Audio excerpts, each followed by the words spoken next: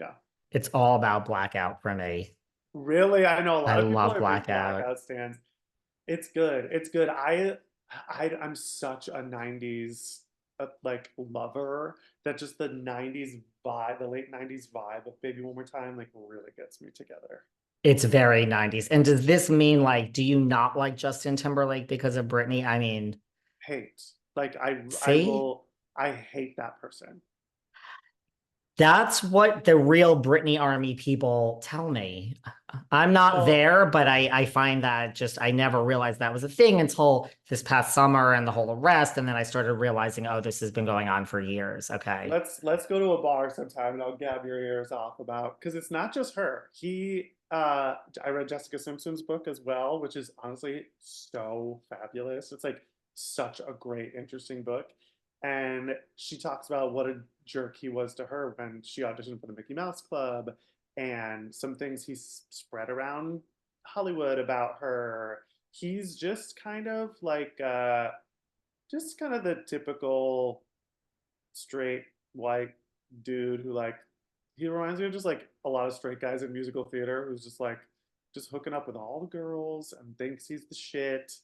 And to me, he just represents like all the kids in high school who like thought they were so cool, and like me and the other band kids and drama kids were like, yeah, but you can't hang. Also infuriating to me that people try to gaslight us into thinking he was funny on Saturday Night Live.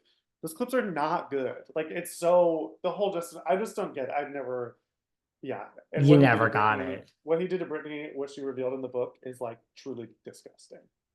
I read the book. There was a lot in there. Yes. Do you like in the witches, we hear about Sabrina the Teenage Witch and The Craft and like, just being a 90s person, like, did you watch Charmed? Like, are you a huge Charmed fan? So I have a weird blind spot for Charmed. It comes up in the show often because I ask the audience to shout out their favorite witches, and I caught like clips of Charmed here and there, but it's really strange that I never watched the whole thing because I was a Buffy obsessive fan, and Charmed was on after Buffy, but I only would catch it like here and there. I never like got sucked in to watch the whole thing, but like obviously love all of those women. They're all iconic. um the Craft was kind of my Charmed, like if we're talking about like brunette women that are like a little lesbian coded. That was my Charmed.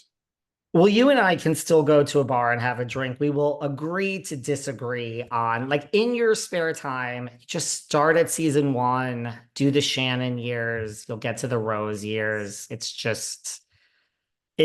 was the best show. I mean, it was the best Aaron Spelling. It was really good. I know I gotta really give it a go. I'm just, just in case you have time on your hands. Well, like, look, you've received awards and you're Queer Teen nominated in the Fringe Festival and the New York Queer Comedy Festival. Like, where do you think like media is today with representation in our community? I think we're doing a great job, honestly. I think in the last year or so, especially, it's really started to pop off. I love that we're like no longer being seen as neutered. Like, I think there's a lot of shows and movies coming out where like gay people are having sex, and it's, we're and there's like representation for non-monogamy, which is cool. What I want to see more of is more of what Drag Race provides our community in non necessarily drag formats. I want to see more gay comedy, like the movie Fire Island. Um, I really like Bros. Like, I want to see us support more stuff like that so we can get more literally like ridiculous, funny gay content. No more like trauma content. Yeah. Yeah, those are good examples. I mean, Yeah. they were both great movies, funny, you know. But we need more. I mean, those came out like 1 June 2 years ago, and it's like we need a lot. I don't need love story necessarily. Like I want like funny, raucous, ridiculous, queer comedy. Period. Yeah. I'm like down for that. Yeah. Growing up, like who did you look up to like in the media that was like in the LGBT, like, and did you always want to do this with your life? Like, were you always like, I'm going to be a performer? It sounds like it when you mentioned like band kids and theater kids in high school. Yeah, yeah, I was always pretty obsessed. I guess most of the people I looked up to were um like Broadway people or like Carol Burnett and Annie or I had a weird fascination with Tonya Harding, which is like the gayest thing you could ever say. I get it. Listen, I would rather speak to Tonya Harding for 5 minutes than Nancy Kerrigan for an hour. No offense to Nancy, but I kind of get it. Tonya Harding is kind of epic. She really, I mean, that whole storyline just like sucked me in. That was like the first news story that I experienced as a child in real time. Like I remember like looking at them on magazines and like peering in when my parents were watching the news and being like, and also very witch coded of like, this woman is being lambasted for something she may or may not have done. Probably she did do it, but in the media, it was like whether or not she did do it, it was like, well, this person is bad, and everyone. It was kind of like the Monica Lewinsky thing too. Like I just remember being like, as a little queer kid, thinking like, well, people think I'm bad. I know there's something about me that people think is bad, and I have to keep secret.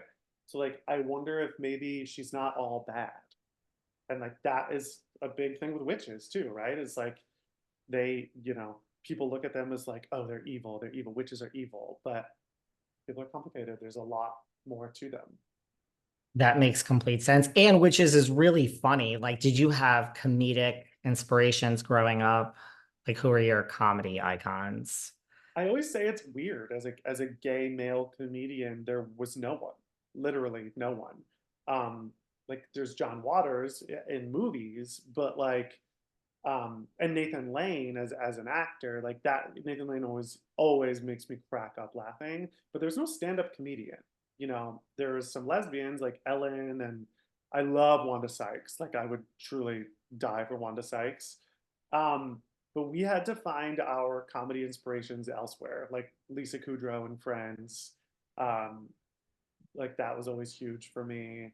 And I guess like whose line is it anyway? Like I still love Drew Carey, but that's why I want to see so much more gay comedy content because there really was not a household name representing us in that way. Right. There was no Ellen. There was no Wanda, And I Sandra think Bernhardt. I think a big Margaret Cho, and those are all big inspirations for me. Those women, but like there was no path that I could see um, myself doing. Yeah. What about like I've seen your every conversation in LA bits. I split my time between New York and LA, although I do self-identify as a New Yorker. I'm just out here for work when I need to be, but I am out here a lot. What is your relationship with LA these days? I mean, you definitely nail the LA culture in these very well. Thank you. People are always shocked when I say this, but I freaking love LA. I love it. It's what I always say about it is like I am making fun of that part of LA because it's real, and a lot of the comments I get will be like, "I've lived in Los Angeles my whole life. Nobody talks like this," and it's like you're lying to yourself, sweetie. Like they're everywhere.